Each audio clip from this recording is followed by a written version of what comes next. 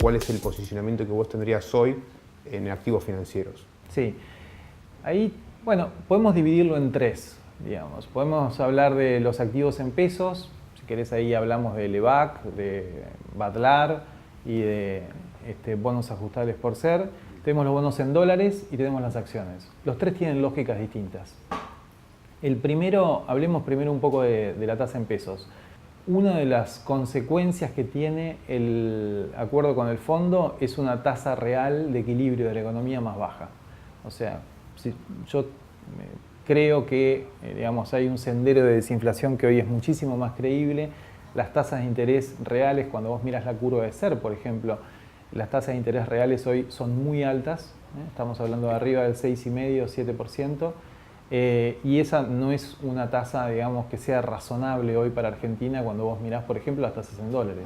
¿Qué pensás como tasa razonable en pesos? Mira, algo más cerca del orden del 5, 4,5, 5%. Estoy pensando en tasa de largo. Incluso esa era la tasa, digamos, pensada desde el punto de vista de la LEVAC, era la tasa que manejaba el central, exactamente. Entonces, si la inflación más o menos se comporta de acuerdo a lo previsto y empieza a desacelerarse, digo, una vez agotado el traspaso a precios de la depreciación, empieza a desacelerarse, yo creo que una tasa real del orden del 5% debería ser suficiente. Por otro lado, la depreciación fue muy fuerte. No solo tenés que mirar la depreciación o la tasa real de interés medida contra pesos, sino contra dólares. Y hoy la verdad es que nosotros estamos relativamente positivos con respecto al dólar. Si vos hicimos un análisis, un ejercicio en donde cuando vos proyectás el tipo de cambio a diciembre, que con una combinación de escenarios te puede llegar a dar alrededor de 28,5 y estás invertido en pesos, comparado contra el retorno que podés llegar a obtener en dólares, a nosotros nos da de que ese retorno esperado hoy está en el orden del 8%. Una tasa muy atractiva. ¿Medida en? Dólares. Medida en dólares. Dólares anualizados. La curva de los bonos en dólares tuvo un ajuste al alza en lo que son los rendimientos que paga. En primer lugar, ¿qué nos está diciendo? ¿Qué está hablando esa curva? Y particularmente, inversiones en dólares, ¿qué recomendás? Sí. A ver, la primera consecuencia del acuerdo con el fondo es que los vencimientos de más corto plazo se vuelven mucho más seguros. Con lo cual, uno debería esperar de que, si bien la curva subió, me parece que lo que uno debería esperar, lo primero que debería esperar es que empiece a tomar un poquito más de pendiente de la mano de compresión de rendimientos del tramo más corto, que se vuelven un poco más ciertos. Ese es el primer movimiento que yo esperaría y por eso a nosotros nos gustan los bonos de más corto plazo. El segundo movimiento tiene que ver con qué pasa con el tramo más largo, en donde todavía, no sé, el viernes, por ejemplo, cuando veíamos los precios, arrancaron 2% arriba, después terminaron más o menos en los mismos niveles de la apertura. Y creo que eso lo que está diciendo es, bueno, la dinámica eventualmente mejoró, la dinámica de deuda mejoró, pero todavía no estamos del todo seguros. O sea que hoy la oportunidad está en bonos cortos, quizás medios. Sí, exactamente. Nosotros lo vemos por ahí. Si querés, con el centro de gravedad en el 2024, que es un bono que es muy conocido porque tiene lámina mínima de $1, está muy distribuido, es súper líquido y es algo que el inversor conoce bastante bien, digamos. Ese es un bono que a nosotros nos gusta. Y los tramos menores, incluyendo las LETES, también. Hoy tenemos rendimientos de 4,5 o 5% en LETES. Cuando vos mirás esa tasa en dólares en el mundo, es una tasa atractiva. Es un activo muy conservador, además. También, sí. Sí. Y en lo que respecta a acciones, renta variable, sobre todo teniendo en cuenta la incertidumbre respecto al crecimiento económico que tenés en los próximos trimestres. Con acciones la situación es distinta a los otros dos casos. Primero porque acciones hoy, están muy castigadas, cayeron 30% en dólares en lo que va del año, pero el driver fundamental hoy no está en el valor de las acciones, sino en los flujos. Y los flujos van a estar determinados por la decisión de MSCI el 20 de junio. La gran pregunta ahí es cómo impacta el acuerdo con el fondo. Y ahí tenés dos interpretaciones. La primera es, un país que necesita un acuerdo con el fondo, la verdad está en una condición frágil y no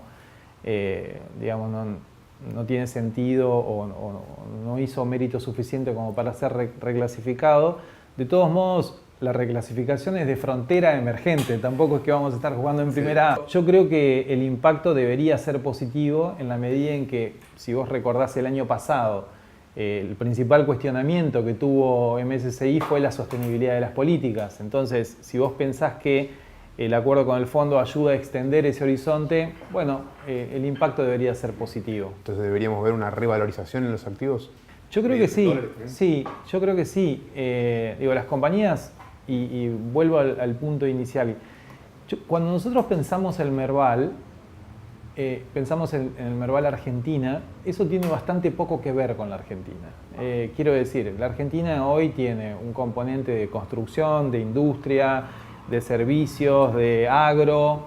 Cuando nosotros pensamos en el Merval, digo, no tiene sentido para mí asociarlo directamente con cómo le puede ir a la Argentina. Tiene sentido por ahí pensarlo de otra forma. Contame cómo le va a los bancos y al sector de energía, en donde tenés generación, transporte y distribución, bueno, YPF, pero digo, energía en general, ese sector está muy sobrerepresentado en el índice. Y en ese sentido yo creo que los bancos, no es sorprendente que hayan captado el rally desde el anuncio del acuerdo con el fondo. Porque justamente lo que se privilegia es esto, o sea, es la interpretación de que el acuerdo puede ser positivo para la decisión de MSCI. De hecho, si te fijas, la acción que más subió fue Vima, que debería ser el primer beneficiado de todo eso, digamos, el mercado local.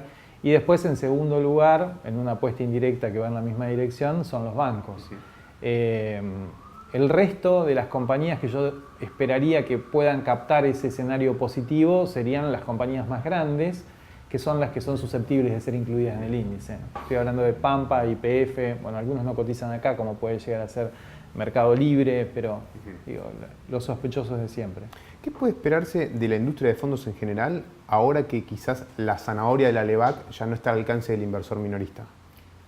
Muchísimo. De hecho, creo que cuando tenés un escenario, digo, cuando en esa época en que vivimos en Levaclandia, que probablemente fue mucho y terminó, larga época, o se está terminando de alguna manera, era mucho más fácil todo, me parece, y ahí, no sé, había muy pocas chances de errarle, digamos. Sí. Vos ibas, te comprabas una LEVAC, te comprabas un fondo y más o menos estabas bien. Me parece que el valor agregado que tienen los fondos, especialmente los fondos, pero si no, poder delegar en un administrador profesional la administración de inversiones, es cuando hay que poder pensar un poco más, ser un poco más creativo, agregar valor.